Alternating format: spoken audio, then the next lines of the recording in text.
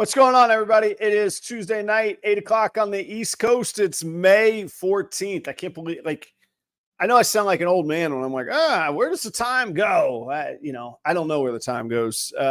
It's halfway through May, though, which is kind of cool because it means hatchlings are on the way. And in Minnesota, it's a little bit frightening because I'm like, 4 months, winter's going to be back. I got to pack in the fun times. I got like 120 days of a good time in front of me. Audience, thanks for being here tonight. Thank you, everybody, for being here. I got Trevor Schneider from Ball Labs in Aurora, Colorado on the show tonight. I got to meet Trevor in person finally at the All-American Reptile and Plant Expo a couple of weeks back in where is that? Castle Rock, just outside of Denver. I did Castle Rock, Colorado. So it was really cool to meet him. And full transparency, Trevor and I have a business relationship. He's a sponsor of the show. But after meeting him in person, seeing him vend, all that, I was like, man, I got to hang out with this guy. So anyhow, stick around tonight. Trevor will be on entertaining. What's the right word I'm looking for? Entertaining personality, but great content, like great guy. He's been at this a long time. So we'll talk more about Trevor here in a few minutes. Couple announcements. Hey, first and foremost, I see Kai from Lucas Landon Royals in the audience. Kai, thanks so much, man. You were very, very generous on last week's show with Chris Eaton. We did a little fundraiser for St. Jude's Children's Hospital, and I'm happy to announce that we actually got to, with a couple little bits of help. Kai donated a very generous amount, and it's really not about the amount, but it does make a difference. So anyway, thank you, Kai, is what I'm saying. Also, Brian from What's in Your Cup donated a pretty generous amount as well. That actually put us over $1,000 total that will be donated from the benefit of that show to St. Jude's Children's Hospital.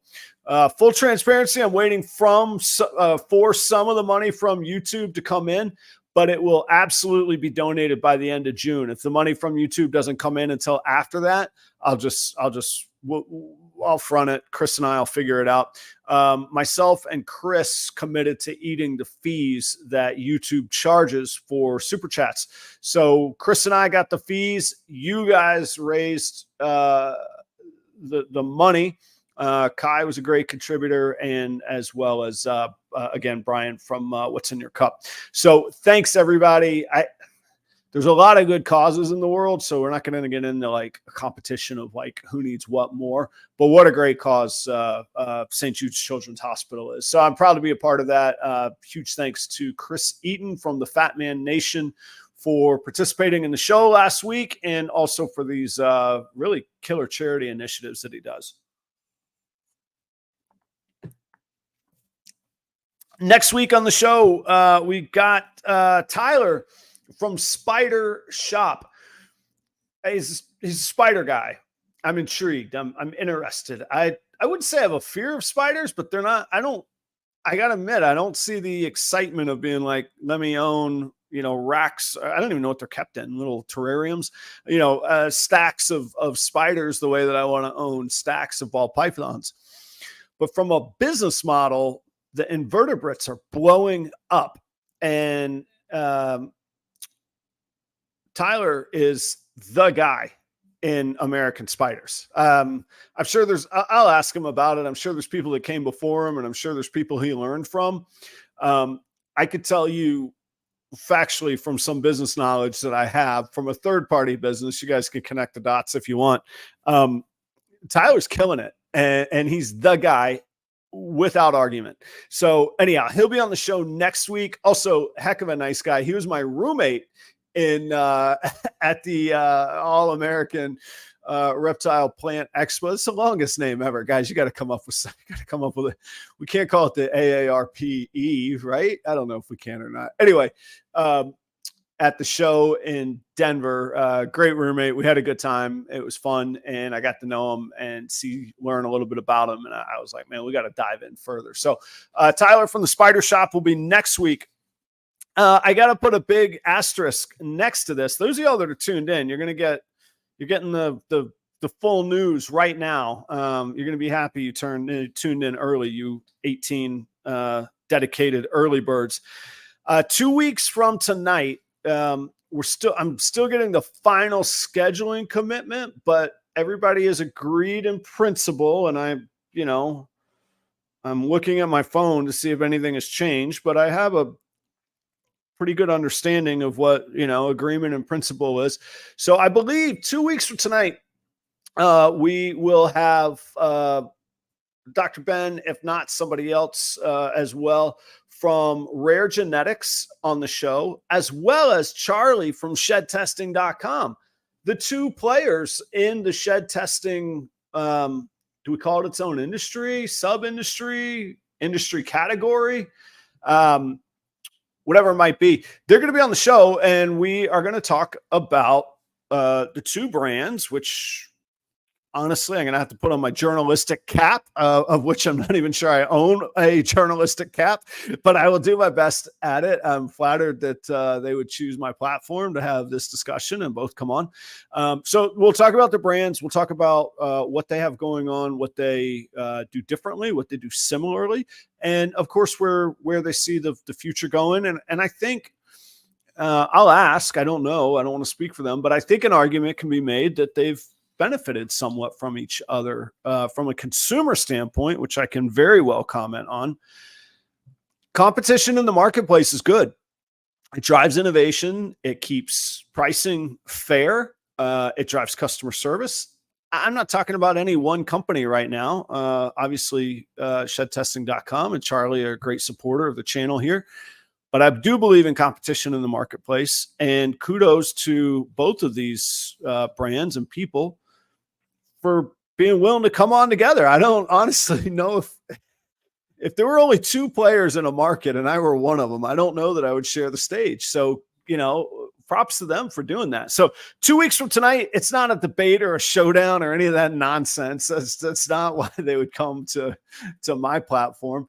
It should be great content. It should be very educational, and I'm quite intrigued and thankful that all of them will think about it. Full recognition to Steven at Leviathan Snakes for cooking up this idea and really facilitating it. I'll tell that story later, but yeah, thanks to everybody involved. So we should have that in 2 weeks. Like I say, the scheduling might change. It is possible for that, but we've got everything else agreed upon. So I think this is going to happen. So I think we're going to have a good time on that. All right. Let's see. Tomorrow's Wednesday. Thursday, I'm going to make the voice. Thursday, I am not going to be on Proper Cup of Joe, but the show will go on. As you know, we have commitments that are made and that we will keep. The show will go on.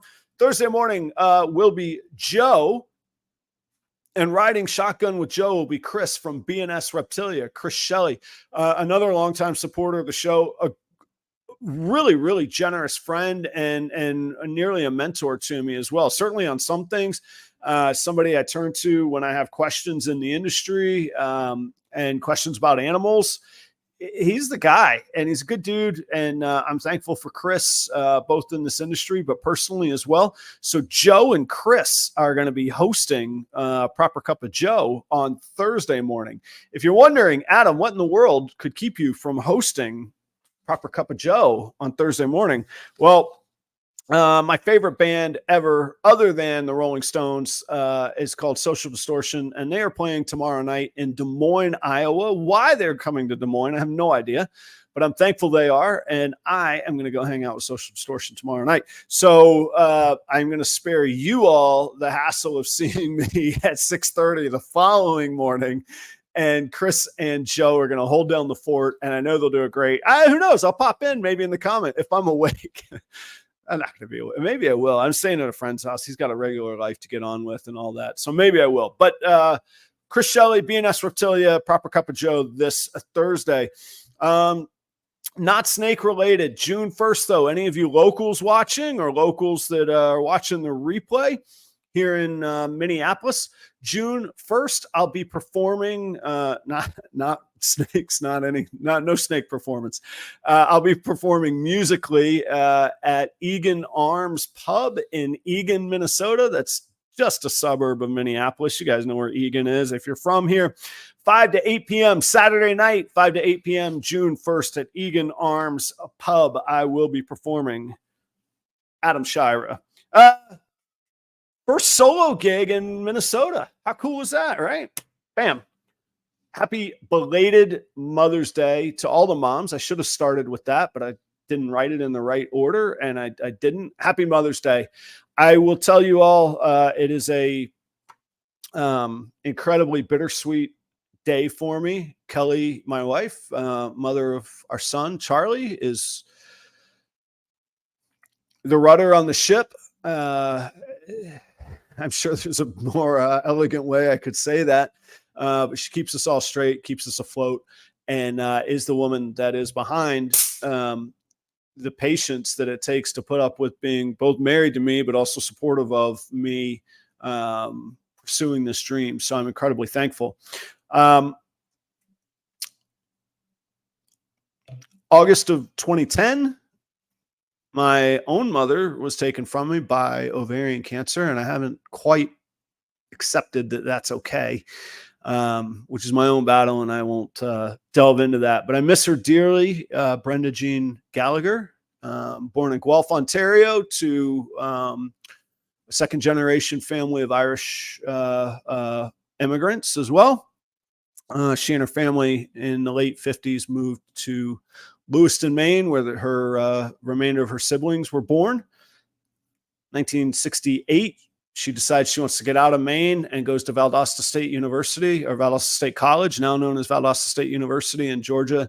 Meets my father, and some magical way I appear on this earth. And she was just, I'm looking at a picture of her right now.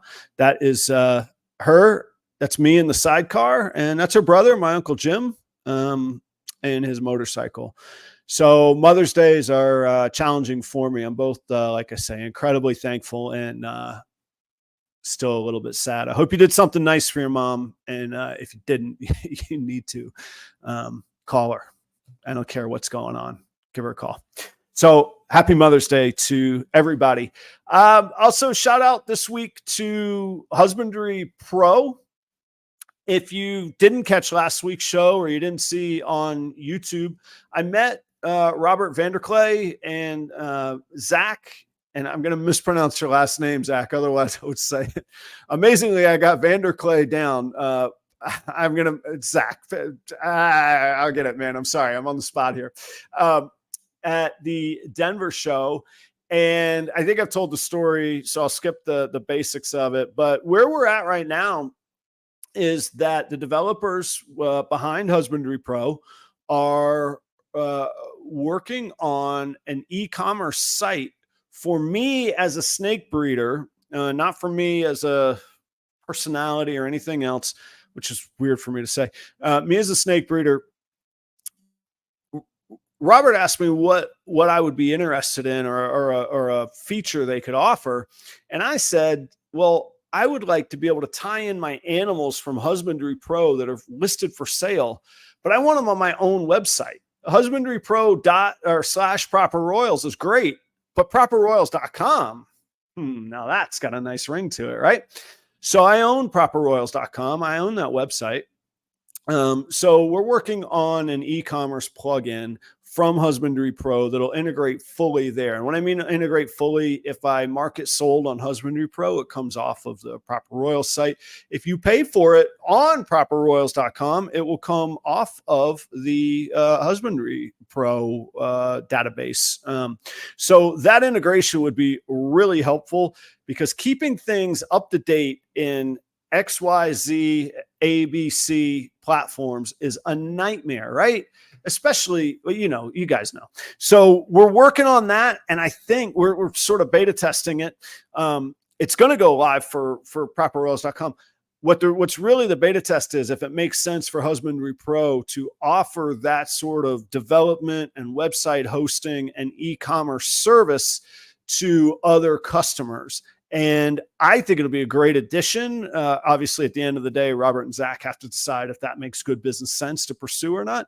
But I'm going to document it all on YouTube. The first episode in that series is up on my YouTube channel now, and the rest will be forthcoming. We'll do some behind the scenes development iterations on it, which we're going through right now. And then we'll do a implementation and rollout of it video as well. So all of that's coming soon. So check it out. Thanks to the good people at Husbandry Pro.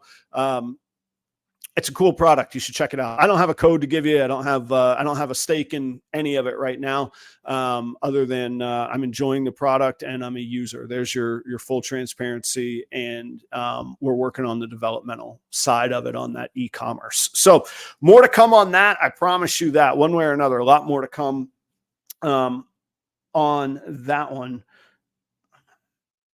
Sorry, I got distracted by a message, but it was Chris from B and S Reptilia.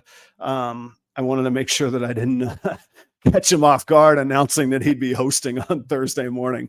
So, okay, 31 of you here. Thanks for tuning in. Trevor Schneider is the guest this evening, and Trevor is a ball python breeder, but just an animal enthusiast, a great personality, great person. He's been a supporter of the show. As I said earlier, full transparency, he is a sponsor of the show. I met him in Denver, and we hit it off. I mean, we were going to hit it off business-wise anyhow. We're helping each other out. It's mutually beneficial. But it was really great to see him vending with his kids. We got to spend time with each other at the show. Sort of a funny story of ships crossing in the night. After the show, we tried to get together, and we each got together with everybody in our party except for each other, I think. Anyhow, he's been patiently waiting in the green room. I told him 8 to 10 minutes. I've been running my yapper for 17 minutes. So, and you guys get your full share of me every week. You don't come here for me. So please welcome for the very first time in person, anyhow, his logo's been here a long time. Very first time in person to the Proper Royals stage, Trevor Schneider from Ball Labs. Trevor, what's going on, man? What's up, Adam? How are you, man? I'm very, very good. Thanks for your patience tonight, man. I drug you along back there for a little bit. Hey, no worries. Good content. You know, I got talking about my mom. I was like, man, I got to let this rip a little bit. So anyway, you know, give me the pass for the, give me the mom pass, you know? Well, if you remember, when we first talked on the phone, when we talked about the sponsorship, we talked about that same thing, and I had lost my mom a couple years ago as well to MS and Parkinson's. So wow, I know all about that, brother. Yeah, there's a hole there that I guess you get used to, but it doesn't go away. So I guess that's the best way I can put it right now. So. But hey, on the upside, man, we got 31 people here. You know, you're bringing the people to the yard, man. That's what's happening. It's the beacon that is your shirt broadcasting out across the internet, man. I like to be seen. That's for sure, right? I started sort of joking, and I was like, actually, no, I'm completely serious. So you and I had never met in person, and I think I'd only ever even seen like a picture of you once or twice. And I was mentioning that maybe even to Robin, and he was like, well, I might recognize him. I was like, oh, I'm just going to look for the brightest neon shirt that I can find in the place. It'll be Trevor. And he was like, what? And I was like, nope. And I saw your display. I was like, yep, there he is right there. Oh, that's great. Yeah, man. So for people that don't know you, why don't you give us a little introduction? I don't think we have to go like, you know, the first time you held a garter snake or whatever type of story, but tell us about your brand, what you got going on, and, you know, just give us a heads up, give us a little update here.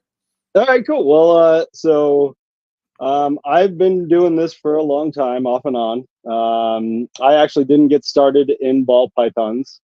I was seeing a girl back in 2000, and she was breeding leopard geckos and bearded dragons. And she was a vet tech.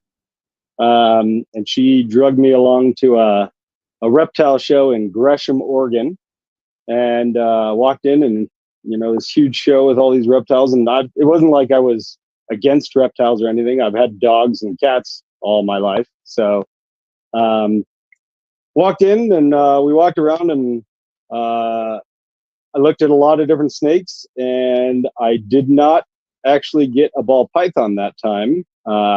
This was back when pieds were like 10K. I was gonna say, man, yeah, I remember those days because I bought 2 normals, but I remember the shop had like 1 pied in it, and it may as well have been like the price of a house. Yeah. And just like to fast forward to 2019, I walk in and I see a room full of pieds that aren't the price of a house. Yeah, go ahead, man. Funny story actually about that. The first time I saw a pied at that show, and I was at the table talking to the guy, and I noticed that the sticker price was like 10K, and I was like, I think you put the comma wrong. There's something wrong with the skin on this one.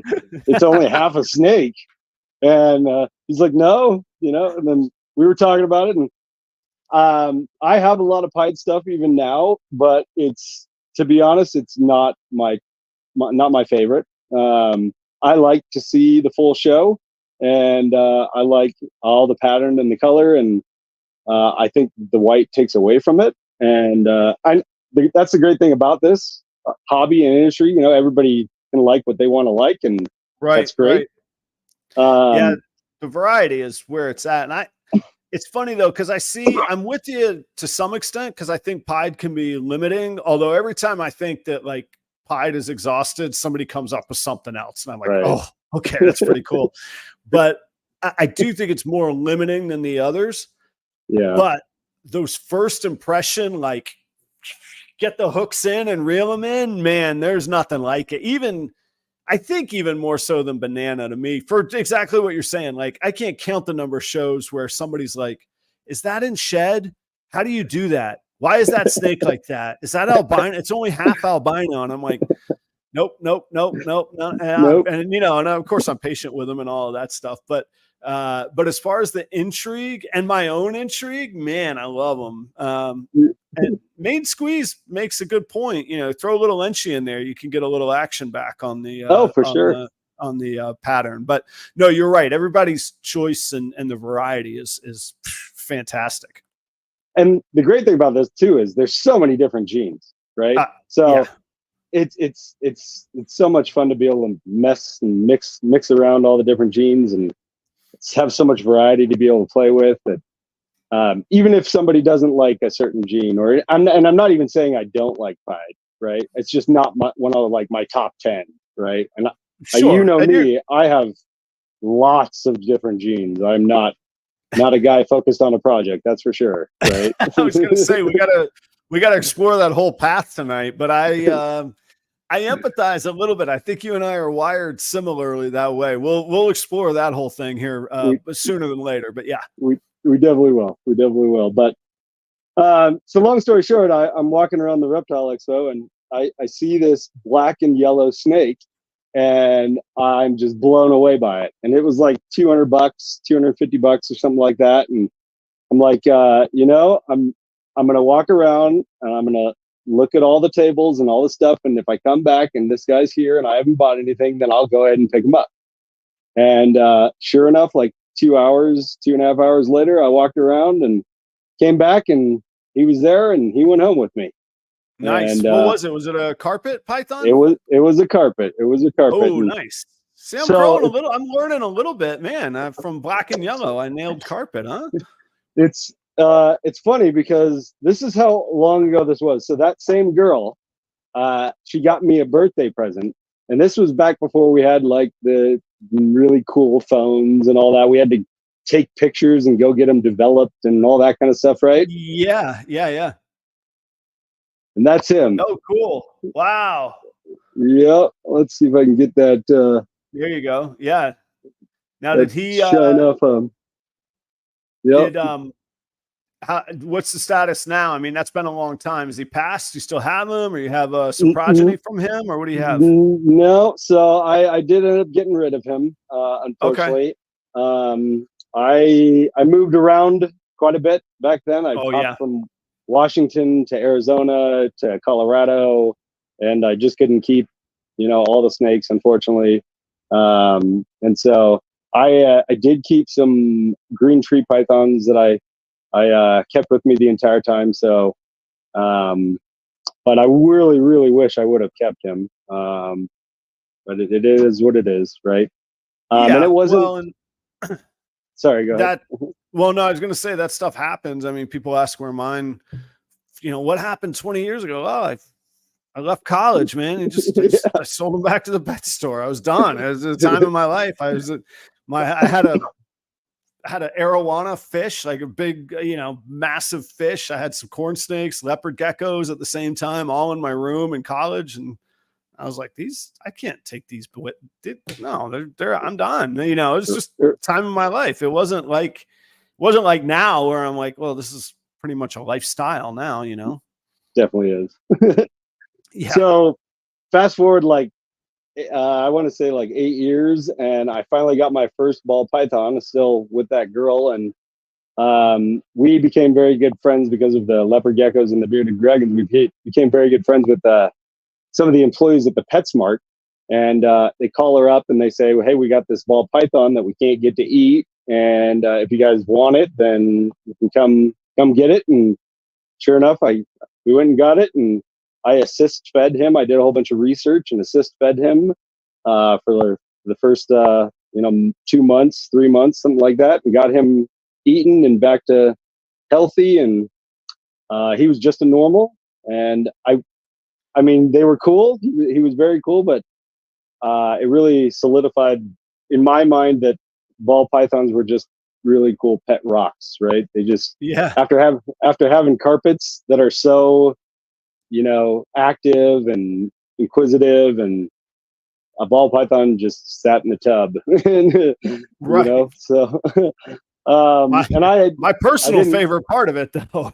Right. It's very true. It's very true. Chill. They don't escape. They're not, I mean, they can't escape. I've never had one escape. No. Every corn snake I've ever owned has gotten out at least multiple times, Yeah. Forever tracking down a corn snake. And really, I've had one escape from that top corner tub up there, and I just found her one level down up against the heat, right? On the heat bar. But if these carpets got out, I tell you right now, this girl, I would find her in the front seat of my truck looking at me like, where are we going? Right? Yeah. That's how carpets are. And it's great that the ball pythons are, there's so many genes and they're so beautiful and all that. But right. And I have way more ball pythons than anything else, but I absolutely love the carpets. Absolutely love the carpets. And I'm really growing into liking the retics as well. So yeah. How many species do you have? I don't even know. It's got to be around 20 species. Wow. Okay. Yeah, there's quite a few in here. There's more. There's dart frogs upstairs, and turtles and tortoises upstairs in the boys' room, and there's all kinds of stuff. Yeah, that's cool. Very cool. That's just in reptiles. Then we have bunny and chickens and dogs and cats and all that, fish, and I have a zoo. A zoo. Right. What's your fish thing? I'm not going to go too far down that hole, but I used to be a cichlid guy myself. Yeah, so I don't have cichlids actually. I have a 125 gallon full of guppies. Oh, cool. Okay. I love the guppies. They're a lot of fun. There's a whole guppy world like ball pythons too out there. I've come to learn, man. Yeah. Right. We just sit and stare at it, and I call it the fish channel because it's way better than TV, to be honest. Yeah.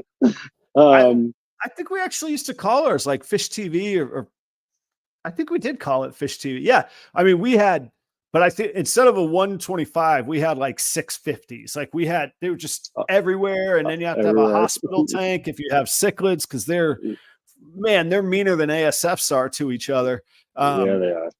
So, anyway, it was a lot of work, but that's a lot of work for all the animals you're talking about too, man. And that's a lot of knowledge on how to keep all of those animals. It definitely is. It's a lot of years of working with these animals and learning about them. And to be honest, if you love them, it's not work, right? So Yeah, He's just but that's what they say about kids too. But there's some work. This is There's very days, you true. know what I'm saying? There's days. Oh, this is so true. So Yeah. true. Yep. I have for Hey. those out there that don't know, I have a 2-year-old and 4-year-old. I'm a full-time Oh yeah. single father. So on top of all this, I have that job as well. They're my two legitimate holdbacks right there. So yeah, They're fun. they're awesome. I got to meet them at the show. They're fantastic, man. You're on one dad to another. You're doing just fine, man. For whatever that's worth. Yeah, dude, keep it going, man. You're good. I appreciate Hey, that. I had just because you brought up the retics, I had a odd interaction, and I'm going to be careful because I don't think the person actually did anything wrong. And I won't give any specifics more about it because I'm not trying to out anybody. And I even told him, I was like, this isn't my thing, but as long as you care for the animals. Somebody was inquiring about buying one of my breeder ball pythons to crossbreed with their retic. Is that a thing? Yeah. And what's going on? It felt like part of it felt like they were trying to get me to say something in writing that I was either, like to take a hard stand and like either be on, like, I was like, man, I'm going to get skewered for this any way I answer it. And I was like, and for the record, this person did not, the deal's off. It's not happening. So whatever anybody thinks, that's not the case. So it's done. But I was like, it's not my business to judge. I was like, that's not my thing, but is that a thing? So I've never heard of a retic in ball. I've heard of a burn ball. I've heard of a burn ball, yeah. Right, and then the green tree pythons and the ball pythons. I've seen those. Yeah, what do but they I've never call those? Carpondro. Carpondro, no. That's the one. Yeah. Is it Carpondro? Yeah, I think that's right. That's the carpet and the chondros. Or that's what I was thinking. I didn't realize there was a car ball. Yeah. I hadn't thought of those, but no, because a super dwarf is a retic, right? Yeah. It was a super. They said they wanted to breed a blackhead het genetic stripe male ball python to their super dwarf retic. I mean, I could see it happening, especially with a super dwarf, but I don't know how that would play out. Yeah, I don't know how that would play out. Personally, and this is no critique of anybody else. Like, I mean, sorry, I've got some gnats that are one less. So if you hear something pop and me shake, the thing's right in front of my face on the other side of the. It's part of my ring light setup. I have the zapper here and the ring light here. That's true, actually. But to me, coming from Florida, what I worry about is people get freaked out about one particular species, and then there's regulations and laws that ban it. If the lines get blurred on what is what species or identifying what species, the people that don't care, or they don't care about the animals, they care about the laws, then they just ban the whole, they're just like, screw them all. Yeah. And the screw them all is where the problem comes. And I know that's not what tonight's show's about, but anyway, that was percolating in my mind. And when you said you had retics, I was like, we're going to talk about this. That. Yeah. Yeah. Anyhow, there's the end of that. But yeah. So ball pythons you have the most of, but what's your, like, sounds like carpets are kind of your passion. Do you breed all of these? Are you working with all of these? Are they pets? What's your thing? Yeah, so I breed, as far as what I breed, are obviously balls, carpets, boas. I will do retics. I have a 1.2 of retics now.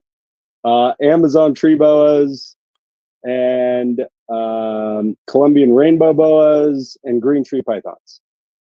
Nice. One of these days, and I think you even commented on it one time on a post I shared, one of these days, man, for just a pet, I'm either going to get a green tree python or an Amazon tree boa. Man, they're just, I could just stare at, like, in the right setting and the right enclosure, man, they're so just badass. They're awesome things, man. I would love one. I just have to learn about them. The only thing I know about them is I was watching a friend's collection one time and he had one. And that little thing jumped farther than I've ever seen a snake extend, right past the rodent, right onto my finger. I was like, this is my experience. That was a tree python, but I need a little more experience with them and learn more. But if there's ever going to be like a sort of a trophy display pet, it's going to be one of those, man. Yeah. They have some really cool genetics for green tree pythons now too. Yeah. Yeah. But even like those like purple and orange, like Amazon tree boas, those things look incredible, man. And they're am I right? Those are a little tamer or mild mannered than green tree pythons, or not? So I honestly think that you can tame any snake. Okay. I have been called the snake whisperer. People will bring in animals to the reptile shop and they're like, this thing just eats me alive. And I'm like, I'll take it. And nothing. Right. Yeah. I pull my Amazon tree boas out and my green tree pythons out and handle them. And I've seen plenty of people do the same. So they get a bad rap, just like baby carpets get a bad rap too. They can be very bitey as well. But I think any of these animals, just like a dog, you respect it and it'll respect you, and you'll do just fine. Right. So Chris says he's got some scrub pythons for you. I would love some scrubs, Chris. I would love some scrubs. And I don't know if you guys know each other, but actually your outlook on animals and accumulating species and that stuff reminds me a lot of each other. So yeah, if you guys don't know each other, you should connect for sure. Oh, I know Chris. Okay, excellent. Good. So you're breeding, what was that, 5-6 different species? Yeah, something like that. Yep. I got a female carpet that's about to lay here any day. A female hypo boa that's gonna have a litter any day. My Amazon tree boas. I got rid of the last baby from her litter at the All American Reptile Expo. I didn't know you brought any. I did. Did I get those? And there will be a segment coming on YouTube. We filmed a segment at your booth too, which was great. Yeah. I didn't remember. I know I didn't see it because it would have come up. I would have been like, oh man, that's the, people always ask me like, what's another species? If it would either be an ATB or a GTP, so yeah. That's cool. I didn't know that you had any of those. Yep. I had those there. I had some Colombian rainbow boas there, some jungle carpet python babies there, and ball pythons, obviously. I had a variety at the table. Yeah. Very nice. Thomas K asks, what shop do you have in Denver? I think it's your own personal home shop, right? Yeah, no, I don't have a storefront standalone. Yeah, no storefront. Right? Yeah, but there's quite a few people here that know me pretty well here in the Denver Aurora area. So, yeah. And you do actually, we'll get into the rodents in a little bit. Maybe there's some services you provide, but maybe not. I'm not sure yet. Bama asks, Adam, do you have any DG for sale right now? I don't. Believe it or not, I have no DG in my collection whatsoever. So I regret to say I am not the guy for your DG. Check out some of the sponsors above, though. I know that a fair number of those guys do have those. Trevor, do you have DG? I don't see it I'm over here looking at my notes. I don't see it on the list though. Oh, I have it. I have everything. Oh, you do. You do have it. I have everything. Yeah. All right. Well, there you go. I mean, if you can't buy it from me, then give Trevor a shot here on that. Sorry, man. Yeah, no DG from everybody's perplexed. No DG for me. Not against it. It just somewhere there was a line, and after 99 other genes, the line was there in front of DG. I have a Cypress het clown that is 66% het DG, and that is the closest that I know of that I have of DG in my collection. So I don't have that. Chris says we're gonna fix that, man.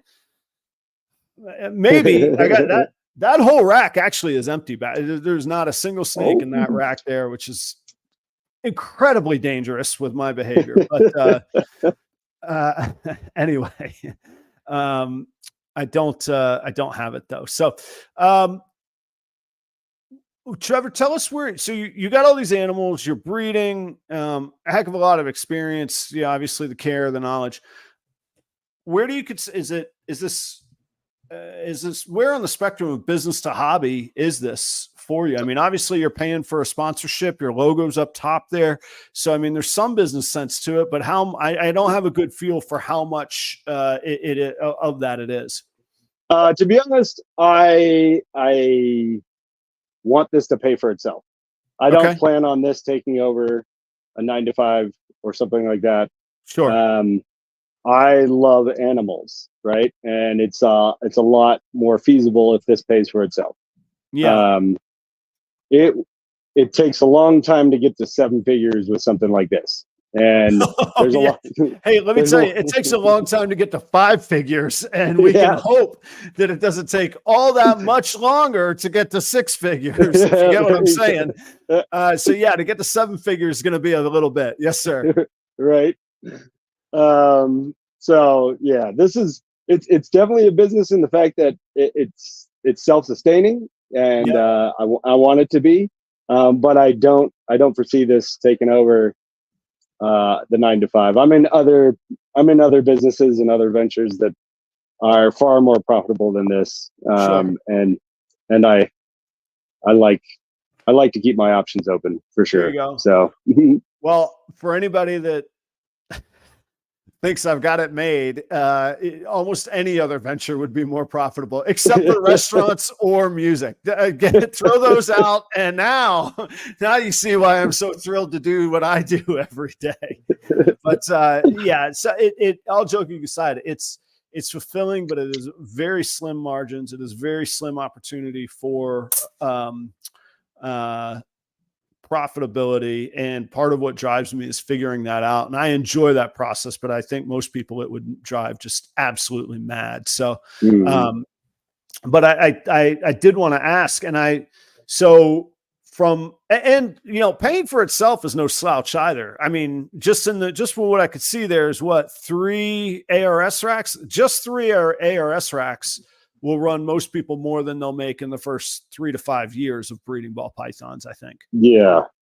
I have 4 ARS racks, and I have 3 Freedom Breeder rodent racks, and then I have a bunch of BE6 racks. I have a bunch of Animal Plastic 6-quart, the 45 tub racks. Yeah, this was not cheap, that's for sure, but yeah. I think we get caught up too much sometimes on what, and not you personally, I'm saying for the audience's sake, I think we all get caught up too much in who has what, and Adam's got a Freedom Breeder rack that's empty back there. Yeah, but I work 40 hours a week, and I bought it on a 5-month payment plan. Like, people don't see that context or what goes into it, or what resources somebody has or not. So I just want to make sure everybody knows, like, what are they saying? Like, running and exercise, run your own race, do your own workouts. You'll get there at your own pace. And I could tell you that as absolutely the total case in point. I mean, I was building PVC racks, DIY videos, not 2 years ago on YouTube. Those videos were put up there. So it takes time, but I don't want anybody to feel like, look at these snobs just joking around about their ARS racks, So I just want to make sure that because I remember feeling that way when I was, starting out, like, yeah, because we've all just got 20 grand to throw at racks. Well, 5 years and a lot of work. Yeah, I accumulated that stuff over that amount of time. So anyway, food for thought on that. Now, but you do, you promote your brand. I do. I'm not going to pull the curtain completely back, but you had a pretty good show, and you might not have had a whole lot of frame of reference to put it against. But of my frame of reference of 26 shows a year, I can tell you had a pretty damn good show. So you put some effort into the business end of it, even if it is not the business. Right. Yeah. The show was great. I got rid of quite a few animals, made a lot of rack space. That's really why I did the show, was to make more rack space, right? Because this is virtually full. There's like, I have about 30 empty spots total now. I did pick up do 3 you animals at the show. Oh, So that well, didn't help. that'll cut into your income. That'll, yeah. People are always like, Adam, did you see this at the show? I'm like, no, I didn't go look at anything. I don't, absolutely not. And I did not see that at the show. Did you, from a pricing standpoint, so you said your context or your frame of context was that you needed to make some space and clean things out. Do you feel like you price things at market value, or do you feel like you just let them fly? No, I definitely had them at market value. I mean, $30 normals, baby normals. That's pretty much market value, right? Better than wholesaling them, I'll tell you that.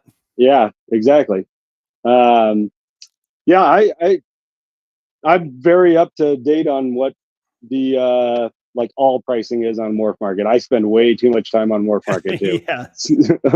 So yeah, I was not like, even on Sunday afternoon, I walked around and I was looking at some of the vendor tables, and some of them had sales going on, and I didn't even think about a sale. I don't know why. I probably should have, but no, I sell them what I want to sell them at and what I think they're worth, and what the market, I might have been a little bit below or right at Morph Market prices on some of the animals. Yeah, sure.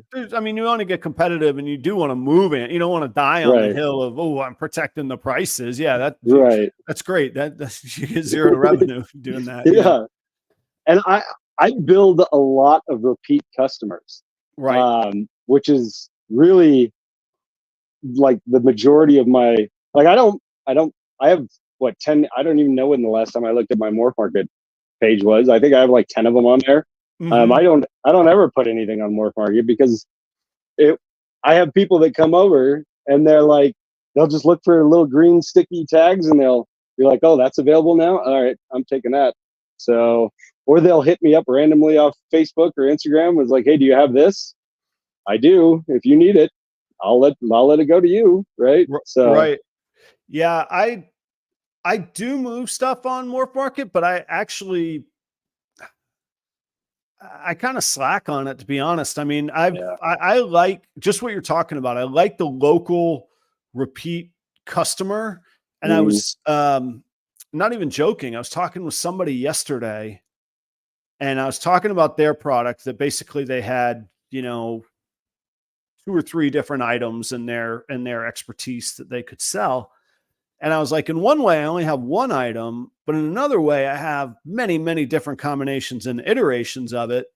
And they had a product that somebody buys one, they're not going to buy 24 of their product in 2 years. Right. Give me the person that's got 3 of my product, and they're going to have 20 of my product in 2 years. Exactly. So that stuff is pretty, pretty fun. Part of it.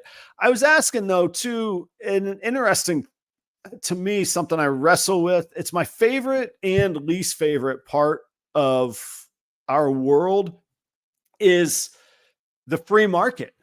It's completely great.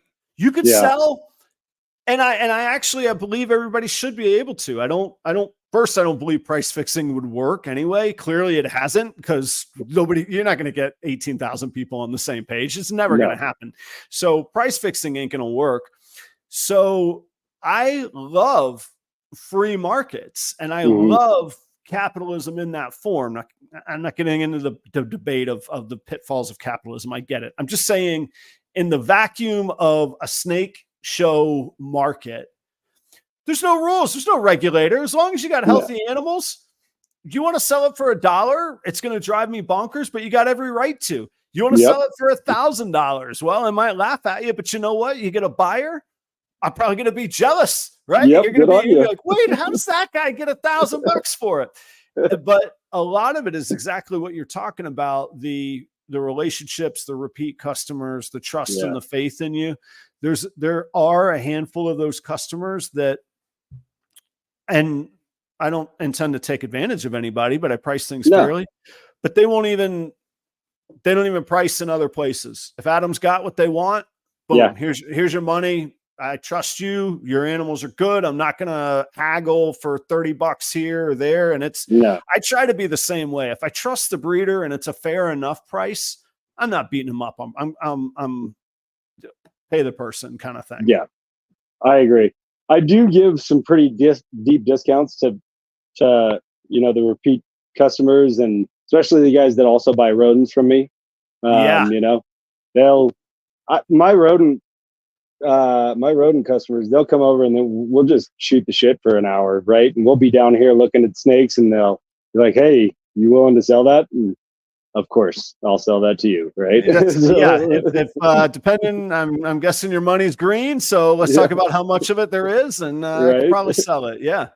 In fact, there was a guy, one of my repeat customers comes over on Friday night. He buys quite a few rats from me, and I had just picked up a little Brace Exotics 6-quart tub rack, and I picked it up for like a stupid good deal, right? And he's about to have 6 clutches, and he's like, "I need this. I need this." And I'm like, I picked it up to have it be another quarantine rack, but if you need it, it's going home with you right now. Yeah, right? We'll figure it out, right? Yeah. So I'm all about helping everybody in the community, and especially building here in Denver. I mean, the people that I get to see every week, I love building those guys up for sure. Right. Yeah. So if you need it and I happen to have it, it's all yours. I know that some people see it different, and it's not all just like kumbaya and rainbows and butterflies and all that, but the stronger and cleaner a market can be, the better it is for all of us. Exactly. If there's one dirty player out there in a market, it screws us all. And we all would know that. We would all agree to that. So why is it so hard for some people to agree to, I think in logic, they call it the contrapositive. If that's true, Jessica will probably keep me straight on that. I think that's true. If that's true, the contrapositive is also true. And so why is it so hard for us to see the positive side of it when we all agree on the negative? So I'm with you, Trevor. Like, if it's funny, people will ask me, they want to buy, sexed rodents from me. Of course, that means they want to breed them. They're like, I'll pay you more for them. I'm like, the price is the price. They're like, well, I'm going to breed them. And I'm like, yeah, I also know you're going to get a male and a female rodent somewhere. You may as well get it from me. And if you can breed them, go breed them. And if you can't, you'll be back to buy them from me. But either way, like, it's not like, I don't know the example. It's not like I have some proprietary code here. No. You throw 2 rodents in a bin and sit back and you get some babies. And if you don't, well, try something a little bit different, So I want to dig into your rodent operation. And I actually made a note. I want to dig into you having customers come to your private place. So we're going to get to that. I got to pay some bills really quick for people like yourself. How about that, man? Do it. I love it. All right, cool. Well, guys, don't turn away. Trevor will be right back. Also, if you've watched this far, like you should sit through for my little 3-minute spiel about the sponsors, because they're the ones that make this happen and make this feasible for me week in and week out. And I'm coming up now on 3 years or 4 years? 3 years. Yeah, August 2021. Okay, 3 years here, very shortly. 3-year anniversary of the show. Every Tuesday night, haven't missed. I've rescheduled a show or two from Tuesday to Wednesday or Tuesday to Monday, but coming up on 3 years straight of weekly programming, and it takes time and effort and all of that, but it also takes these sponsors. So stick around. Redline shipping. If you're not using Redline or you haven't at least tried them, you should at least try them. Even if you're loyal to somebody else, ship one package. Just check it out. The experience is great. Call them, ask them how you should be packing. The temperatures are about to be warming up. Maybe you have questions on when you should or shouldn't ship, especially coming into the summertime. And if you're in Colorado and shipping to Florida, maybe you have questions on how to pack your animals. They'll help you with that. Great company. They support all of us breeders in this business. So I'm really proud to be aligned with REDLINE. If you haven't used the code, use the promo code proper5, but I know a slew of you have used it and you only get to use it once. So, but hopefully they earned your business after the $5 promo. But if you haven't used it, use the promo code proper5, get yourself $5 off of your next shipping label. Shedtesting.com. That is Charlie. If at Gray Rider, and shedtesting.com is the company. Charlie is producing his own shed tests. He has a wide variety of genetics that he can test for. He's just released and made available the test for VPI Axanthic, genetic stripe, and puzzle. Is that right? Yes, puzzle. I know that everybody's asking about Monsoon. He said it publicly, so I'm not breaking any, fourth walls here or anything like that.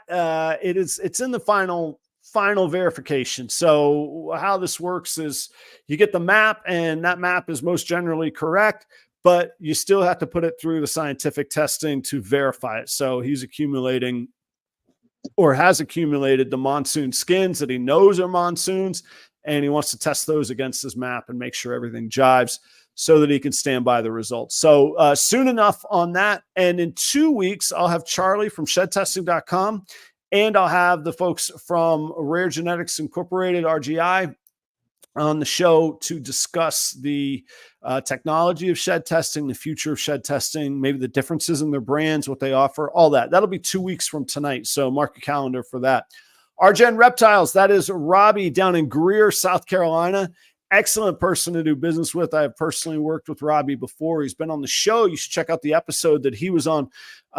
Robbie is working DG. Somebody was asking about that. DG, Pied, and Clown. And he's working those in single, double, and triple combos with the dark genes. Blackhead and Stranger primarily. And for example, Robbie keeps a very focused collection. You might have heard Trevor say earlier, maybe a focused collection isn't his thing. Robbie's are very, very focused, relatively small production, really primo animals. DG, Pied, and Clowns, and single, doubles, triples, visuals, and hets with the dark genes. Portuguese pythons, that's Danny and Renee Rocha.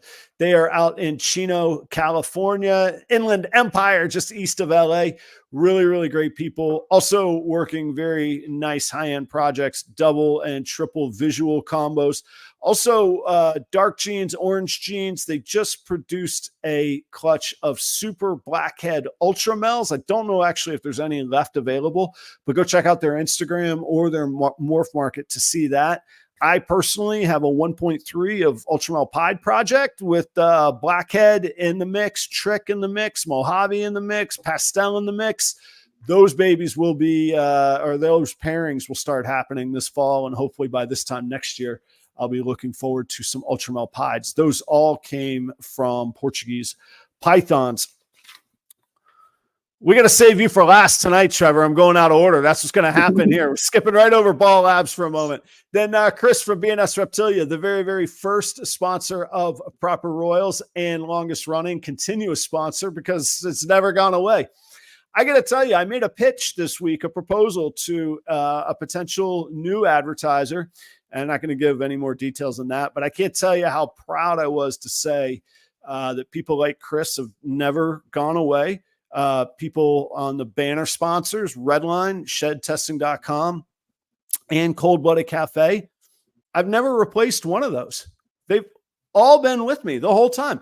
So it's become an amazing selling point and a matter of pride in the relationships that I have. But Chris at B and S Reptilia, a variety of species, ball pythons, of course, locality boas, colubrids, pituophis, those are the bull snakes and pine snakes. If you know what any of that means, Chris is your guy. He's also the regional distributor of the chipper for Pennsylvania. And even if you're not from Pennsylvania and you're interested in the chipper, give him a call. He'll either put you in touch with the right person or he'll just take care of it himself for you if he can. He has been known, I don't know if he's supposed to be known, he's been known to ship a block or two if, if old Adam needed one from time to time. Last but not least this evening is Trevor from Ball Labs, who is our guest on the show tonight. Trevor's in Aurora, Colorado. How awkward is it that I talk about you in the third person while you're right there? Aurora, Colorado.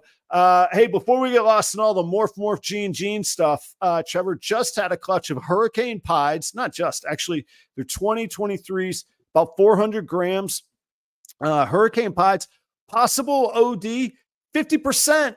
Het MJ Azanthic. If you just saw the video that Justin and RGI put out, big news on the MJ stuff.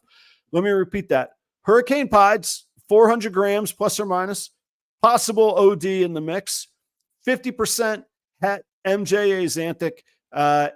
Unless things have changed since we discussed this a week or so ago, he's got a 2.1 of those. That's Trevor at Ball Labs in Aurora, Colorado. Trevor's working with the Puzzle, Ultramel Clown, VPI Azanthic, and Tri-Stripe. And I don't know if it's public or has stuff available, but he is working with Monsoon Zebra and Sunset. Check out these sponsors. All their information and links are down below, as well as my own LinkTree. You'll get to my Morph Market. You'll get to my Patreon. And soon enough, properroyals.com with the help of Husbandry Pro will be live as well. So, there we go. Thanks for sticking around, everybody. Tonight we have Trevor Schneider from Aurora, Colorado, and we're talking snakes, man. Thanks for sticking through it there with me, man. No problem. So let me correct you on that real quick. That was not my clutch. Oh. That was my buddy Scott Foster's of Morph Magic. So I'm just trying to help him move those snakes.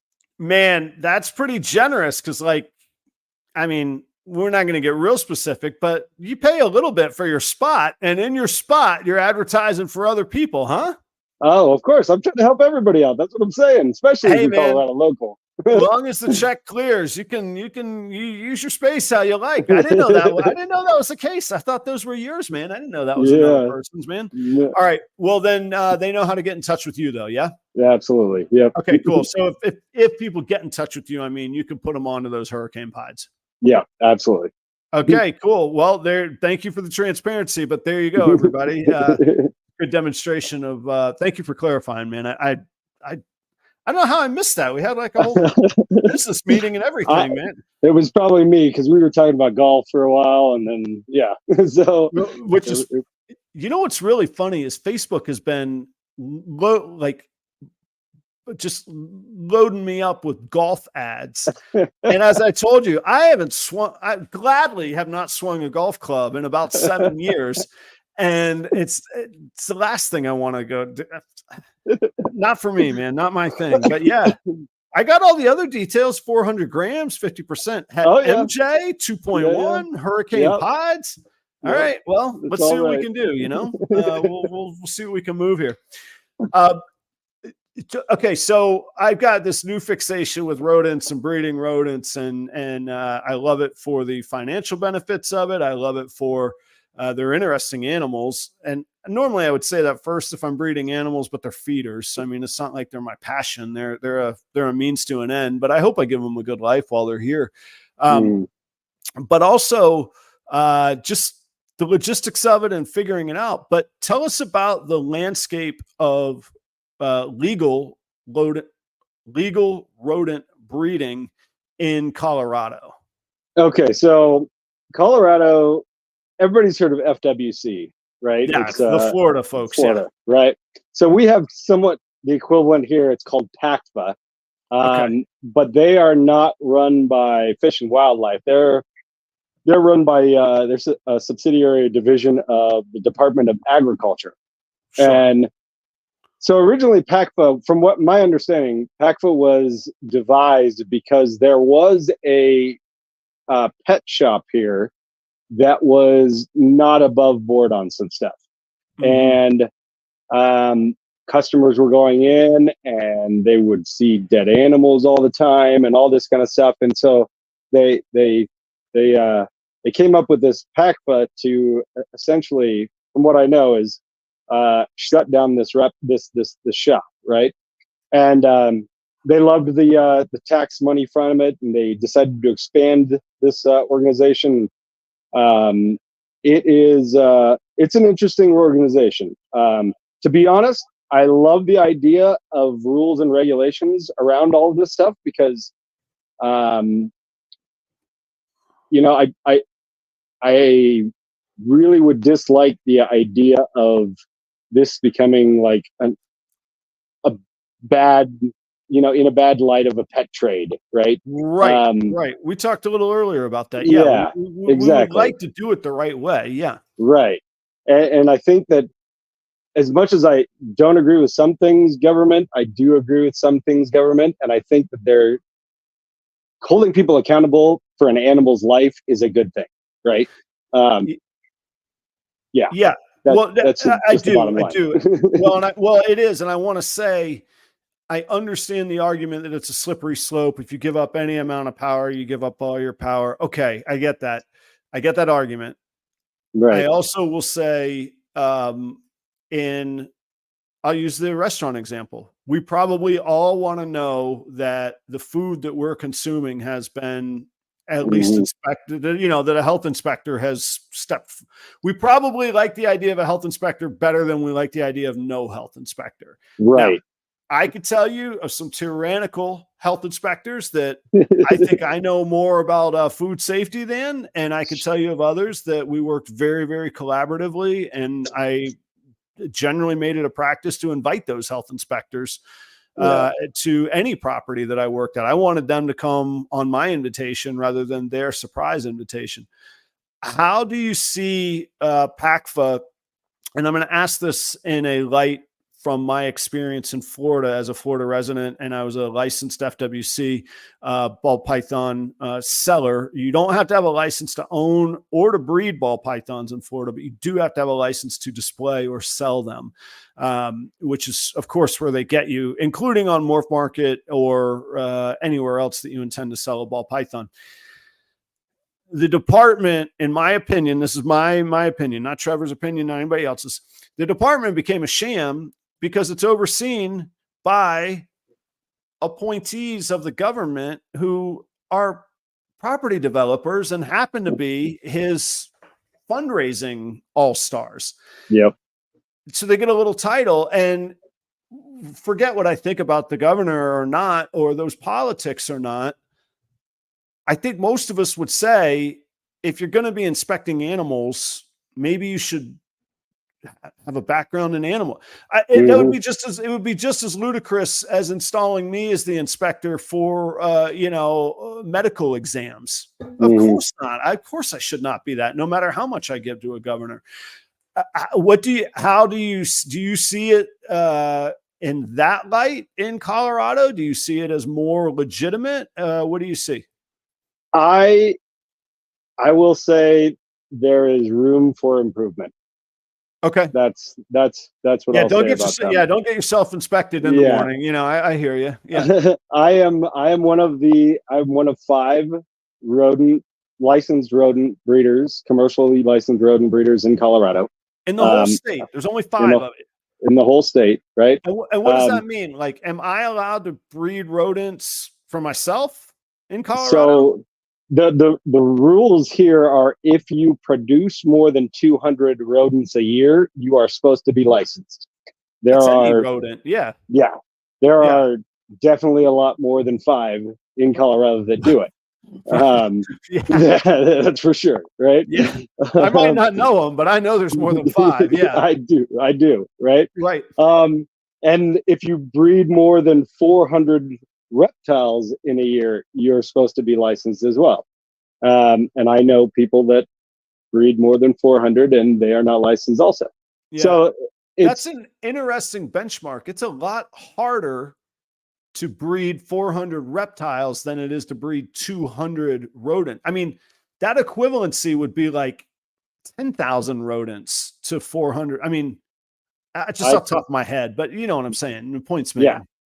I pulled 300 rodents yesterday. Right. So, yeah, exactly. So that's why I say there's room for improvement. Unfortunately, they don't know they don't know as much as they should to be a governing body. That's what I'll say. Okay. Okay. I have witnessed them mislabeling a bearded dragon as a Gila monster. And so hopefully they don't do that in reverse. Right? Yeah, I guess if you label a bearded dragon a Gila monster, nobody gets hurt. You do it the other way, you got some issues. Yeah. Right. And then, so there are positions open, and I'm vying for 2 of the positions on the advisory board, because I think that the best way to have change is from within, right? Well, and you know what, to take action and to put your money where your mouth is, so to speak, to walk the walk and to work within the system to fix it.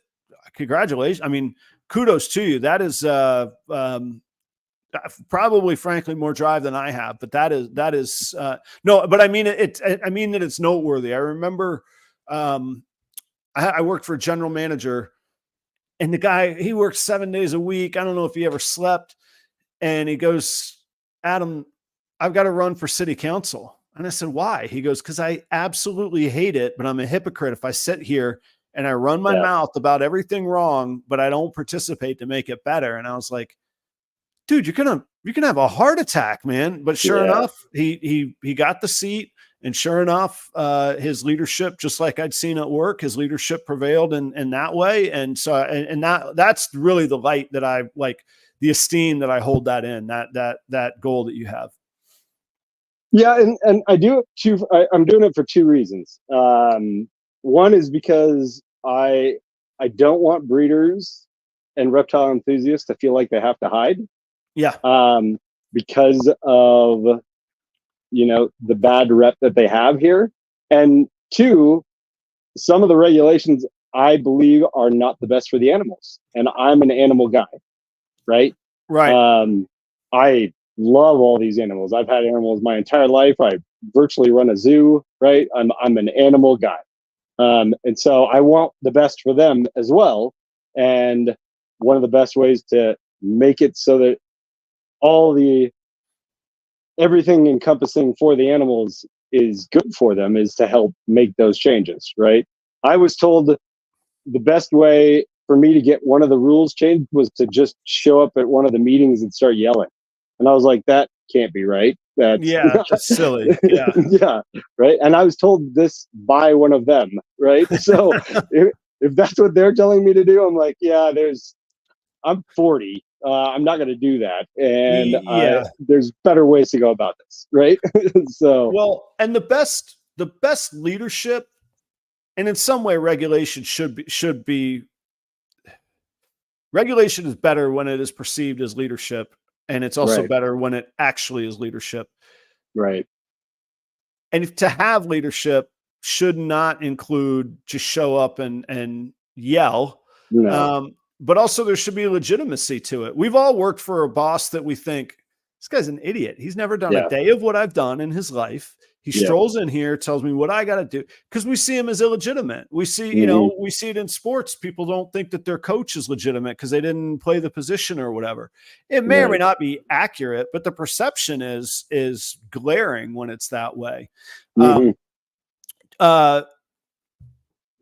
will say, and I don't know, I'm still skittish, and it's not like I've invited anybody here. Here in Minnesota, it's under the DNR, Department of Natural Resources.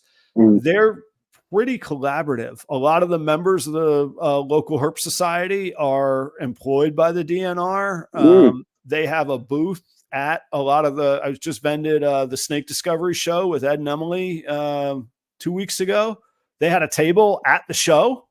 Like, that makes it feel a little bit more legitimate. I had a hypothetical, and I told him it was a hypothetical. I had a hypothetical conversation about breeding rodents in a city limit. Do I need to worry about making it hypothetical? And he was like, well, you probably don't want to go advertising it, but if there's nothing on the books, we're going to defer to, there's no regulation. So it's unregulated. So therefore you can have it. And I was like, well, if I decide to, I'll keep that in mind, but like you say, we shouldn't have to hide, especially when we're trying to do things the right way and again, improve the nature of the industry. Am I right? I tend to assume that everybody everywhere thinks all of us reptile people are crazy weirdos that are a little bit dirty and hanging out in the garage in a creepy way. Is that the perception in Colorado, or do you think it's better there? No, I think it's better Yeah? here, but you just described me, that's for sure. So no, that's not what I was trying to do. I hold you in much higher esteem than that. Those people don't get spots. You can't just write a check and get on the top of Proper Royals. Let me tell for the right check, maybe I'll do a different show. We'll have a different title. No, you get my point. But is that, what's the perception of our industry there? The stereotype of our industry? Look at everybody's coming out now. It's a lot more welcomed here. If you know a lot about Colorado, like everybody has animals here. Everybody walks their dog here, right? It's like everybody is into that. And reptiles are just a dog that stays in the tank at home. Okay. Right. Yeah. Just an extension. Yeah.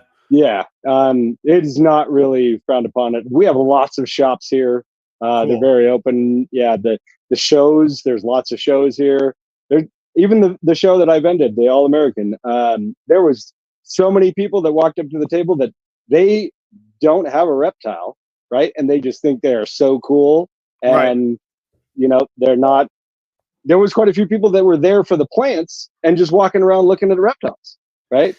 Yeah, that's a topic we didn't even get to, but yeah, what a nice touch, the plant feature absolutely. Of the show. Yeah, I thought it was real nice.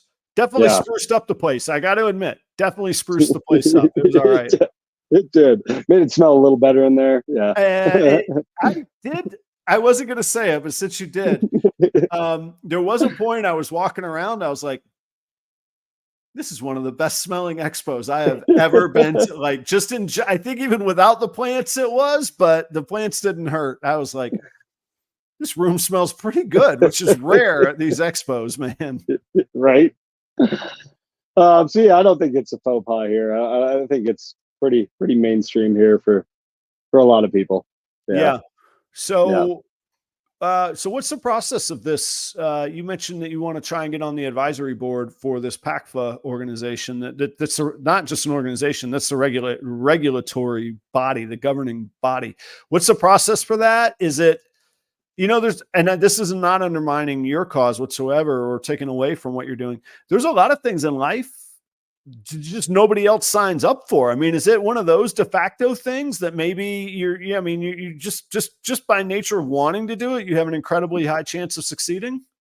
Yeah, there is. So it's funny. The advisory board position for small animal breeding, which rodents falls under, they didn't even know the lady quit like 6 months ago.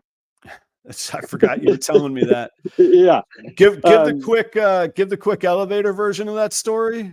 So essentially, when I first got licensed, you have a pre-inspection that happens, and my inspector came out. First thing she says to me after I open the front door is, she's like, "What am I here for?" And I'm like, "Rodents. This is going to go well." She's like, "Well, you're going to have to tell me about them because I don't really." Because once again, there's 5 licensed rodent breeders in all of Colorado. It's not like she does these inspections every day. Is that a limit, or just the number of people that are willing to participate within the law? That's just the number of people willing to talk to PACFA. Okay, so there's not a cap, or if there is a cap, it's not 5. It's not 5. It's not like, never mind, I'm not even going to say that. But yeah, it's not like they've got X number of tags that they're going to hand out for, an endangered species hunt or whatever. It's just the number of people that are willing to participate. Yeah. Wow. And so we go through the inspection, and it's a pre-inspection. So we look at racks, we look at all the rats, all the rodents, all the bedding and the food, and they have an outlined guide of what their standards and all this kind of stuff. And towards the end, I have a 721, or sorry, I have 3 different size freedom breeder racks. Yeah. And she goes, this one seems a little small. tape measure and it's like 5.5 inches deep for the tub. And she's like, they all need to be 7 inches. And I'm like, we've been standing here talking this whole time and nothing, right? Not to mention a baby rodent can't get to the water when it's, I mean, look, I know it can have a longer nipple, blah, blah, blah. Okay, go ahead. Sorry. Right. She's like, I wouldn't have even noticed if you didn't have these 2 racks next to each other. Right.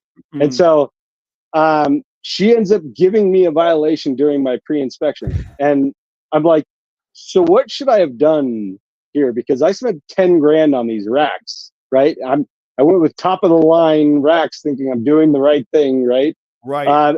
And she literally tells me I should have had her come out and inspect an empty space so that she could tell me what to do. I'm like, that's ridiculous, right? Right. So I need to talk to somebody who can change this rule. And so I email, they send me over this lady's name and CC her on it. I start emailing back and forth with her. She comes out like a month later. And the first thing she says to me is, I know they sent me or sent you my information, but the reality is I resigned this position like 4 months ago and they just haven't filled it yet. And so I was the most knowledgeable on it. And I'm like, okay, well, great. Let's chat. And at least you can give me some tips and tricks and all this kind of stuff. She hands me like a 65-page book and says, I breed chinchillas. I don't know anything about rodents. I'm like, this is great. So this is great. Isn't a chinchilla a rodent? It's a small mammal. Yeah. It's definitely not a rat. Yeah, no, I know. I'm not saying to your, I'm saying to her comment, not to yours. Right. They're very different things to breed. I get that. Point taken there. I was just like, when I get annoyed with people that are in an authoritative position and they say something dumb, I'm like, well, there's that. Yeah, there's that. Which, that my inner 15-year-old comes out, right. Which is not healthy, but So yeah, we sat there and talked for like an hour and we really didn't need to talk about rodents. And she's like, just email them back and tell them you're interested in the position and I'll give you information. And so essentially I show up to these meetings. I start introducing myself. They're going to put out a public announcement for anybody to apply. Right. Nobody's going to apply. They got to do that on page 42 of the classifieds in the print newspaper of Saturday morning edition. Right. Yeah. And then they announce it at the fall show or the fall meeting. And so he's like, you're pretty much guaranteed to get in. And so I actually talked to one of my buddies who is, he's like the main rodent breeder for all of Colorado. Okay. He comes over and hangs out too. And I told him about this and he's like, dude, we should just both apply so one of us gets it for sure. Right. Yeah. And I'm like, yeah, that's a great idea. Let's do it. So if he gets it, I'm definitely not mad. If I get it, he's definitely not mad. Right. Because we'll just work together, work with each other to. Sure. You're going to consult either way. Yeah. Yeah. Make everything better. So there's virtually no process to get into this position. That's just the bottom line. Yeah. Yeah. It sounds well, and that, like, all of what you just described is the perfect depiction of why people just opt out, where they go, you know what? Let them come find me. I don't have time to do this. But the flip side of that for me is my business is registered with the Minnesota Secretary of State. My business is registered with the IRS, with the federal government. It's registered with Wells Fargo Bank, and that's where I would like to get financing one day. So I got to be up on the up and up. I don't want to go back to running restaurants and health inspectors again. So when you have those shoes on, you go, what's a person to do? And what a person to do is to run things right. And I think I think that it's valiant's a goofy word, but it's a great cause of what you're talking about. And it is what we would have to do. And Colorado is a great example of this state. I have long thought, regardless of people's opinion on, what would we call it so that the YouTube algorithm doesn't get mad at me? Plant-based recreation and medical flowers. There we go. There it is. I think that's the model that movement in that community in Colorado. And I think that was the birthplace of it, going from Cheech and Chong and Spicoli to well-regulated, highly taxed, very safe, beautiful townships reaping the benefits of it, widely accepted. I mean, that is a hell of a model for the reptile community to follow. And I think Colorado was the birthplace of that happening. Maybe not, maybe California too, but I think Colorado was certainly an early participant though. Yeah. Colorado was number one. Yep. Yeah. Okay. Yep. We led the charge on that.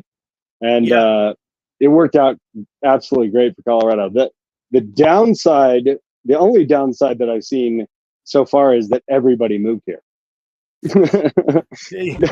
Everybody and their brother moved here, and a lot of people, when they moved here, didn't realize that they were going to have to learn to drive in a foot of snow in the winter, right? And when you come from California or a lot of these other places, that's a different kind of drive, right? Well, and I know that it's boomed there. I mean, Denver's been booming for 30 years, but I know it's boomed certainly in the past 15 from that stuff. But again, I think there's really good lessons there. And again, I'm not advocating or taking away from the item itself. I'm saying that model of improving perception, using facts, using reasonable thought, getting away from the boogeyman, getting away from the apple and the snake in the Garden of Eden. That's not what our ball pythons are. Okay. Right. That's the two totally different things. We can all have our opinions on what's what, but those are not the same things. And that's what really is what has to get fixed, man. I've got a ton of questions. Before we wrap up though, we're going to have to do another episode at some time. Before we wrap up though, I do want to ask, what's the future for you? We didn't even get to your wide variety of morphs. Give us your favorite ball python pairing, and give us some of your, out of the box morphs that you really enjoy working with and that maybe are under the radar that people have either forgotten about or should be aware of, in your opinion, that you're really enjoying. Favorite pairing, for ball pythons, I should have a double head zebra monsoon clutch dropping soon. So that should be fun. Okay. Boom, just brings out the cannons. There you go, Adam. How about that? Okay. All right. It's obviously a long-term builder project, but I'm interested to see what that'll do, what that'll look like. To clarify, that was visual to visual or head to head or head to head? That's head to head. Okay, so you got a 1 in 25, 1 in 4 chance of of hitting those. Okay, that's really not that bad odds compared to some of the stuff I got paired. Okay. I mean, the reality is, as soon as Charlie gets done with this, I got 10 monsoon shed tests going in, and I can pick out het zebras. I've hatched het zebras before, so I can pick them out. It's pretty prevalent what they look like. Het zebra and Mackenzie, the same thing or not the same thing? So I don't know. I will say no. You can take a stand. I want answers. I will say, I did listen to Bob say that he paired a Mackenzie to a zebra, and he thinks that they're the same thing. But I've heard plenty of other people that say they're not the same thing. Yep. And for me, I don't really care. It looks cool to me. That's what I'm about, right? Right. I only started caring when I bought an animal that had Mackenzie in it, and I didn't buy it because it had Mackenzie. I bought it because of how it looked, and I was like, I don't care what you call this. I want that animal, and I want to make more of those. And so I bought it. Yeah. You bought that at this show, right? Yeah, I did. I did not expect to be buying an animal in Denver whatsoever, but I did buy it. And I don't even have it. I didn't have a way to get it home. And the guy vends the same circuit that I do. I was like, don't ship it. I'll just see you. So I didn't even get it till June. Another month I'll have that thing. He's an awesome guy too. I've talked to him quite a bit. Yeah, that was Tim Simon. Yep. Yeah. Simon T. Reptiles. Okay. And then that was, a couple, give us 3 morphs that maybe other people aren't working with that you're working with. Mackenzie, het zebra can be one if you want, or Mackenzie can be one. So yesterday I just picked up a cinnamon shadow, which is not something that's very well known. I have Marvel, Arroyo, Hatari, Raven. Oh, cool. Lots. I'm a big advocate for trying new things. I don't want to follow the path everybody else is. Although I do have, all that stuff too. I want to be more out there.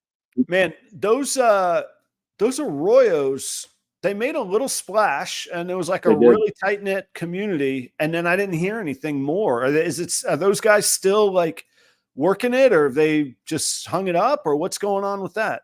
I'm not sure about that. I picked it up in a collection, actually off of one of the morph market auctions. Okay. There was like 6 animals, all rarer genes. That's even how it was listed, was rarer genes. Cool. Yeah, that was right up your alley. Yeah, I was right up. I mean, I got a smoking hot deal on it, and so I'll just find out what it does and work through it and add it to a bunch of stuff, and that's what I'm all about, right? I thought those supers looked really good. What do they call the super arroyos? I forget what they call them. I don't remember. I know they do call them something. I don't remember what it's called though. Is it the Rio Grande? Is that what they do? They took the Spanish. Is it like Stream and Big River? I might be making that up, but if I did make that up, that was pretty good. If I made that was pretty good. If you made it up, I don't remember. It's a Rio, not the Rio Grande. It's the Rio. Okay. Rio. Yeah. Jessica. Okay. I was all right. I was like, wait a minute. It's something. It goes from Stream to Big River. I was like, Rio Grande. Maybe that's okay. The Rio. Yeah. I thought that those looked nice. I thought those were good sharp animals. So yeah. Trevor, where can people find you? Obviously Instagram. What's your next show you're going to vend? Where can they see you in public, man? I'll be back at the All-American. That's really the only show I'm going to do.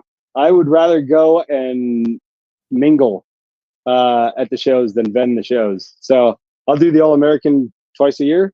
So I'll be back at the All-American this fall.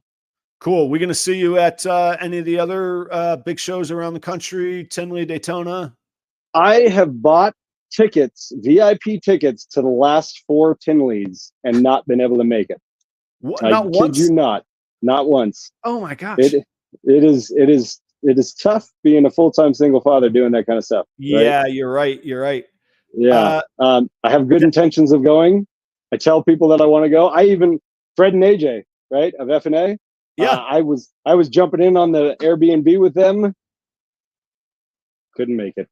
So 50-50 chance that you're going in October, or zero, or where are you throwing in the towel? I'm going to buy tickets. I'm buying tickets. I don't know if it'll happen or not, but I'm going to be ready for it if I'm able to pull it off. Nice. All right. Well, I hope to see you there. If I do see you there, you and Jen from High Viz have to stand next to each other, and we're going to have a like if it was the sound, we would measure the decibels. I don't know how you measure the brightness, but we're gonna get you guys together and see if we can break some camera lenses there. I love Jen. She's awesome. She is awesome, man. She's definitely been a great supporter, Patreon member, all that good fun. So, hey, Trevor, thank you so much, man. I appreciate you being on. You got to come back in 6 months or so. Let's hear what you're cooking up and what you're still working on. I want to hear if you get this position, all that kind of stuff, man. I would love to. Anytime, okay. Adam. Anytime.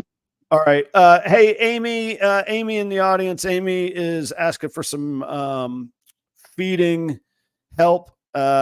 Honestly, if you go back, Amy, just look up almost anybody in the audience. Somebody will help you out on feeding, myself included. So we've all gone through it. Just take care of your animal, get your temps and your husbandry right. We'll talk you through it. All right. So just look back in the comments, Amy. Somebody will help you out on feeding. That's one of the cool things that happens here in this community. So everybody, that is Trevor Schneider from Aurora, Colorado, Ball Labs. Check them out. Links are down below on Instagram as well. Next week, we have Tyler Kirk from the Spider Shop. 2 weeks from now, RGI and shedtesting.com, both on the show together. Adam in the middle. We'll find out how that goes. Thank you so much. I will see you same place, same time next time. Trevor, thank you, man. Stick around after we end this. Hang out for just a second, but thank you so much for being on. I'll see you soon. All right. Thanks, everyone. All right. See you, audience. Thanks, guys.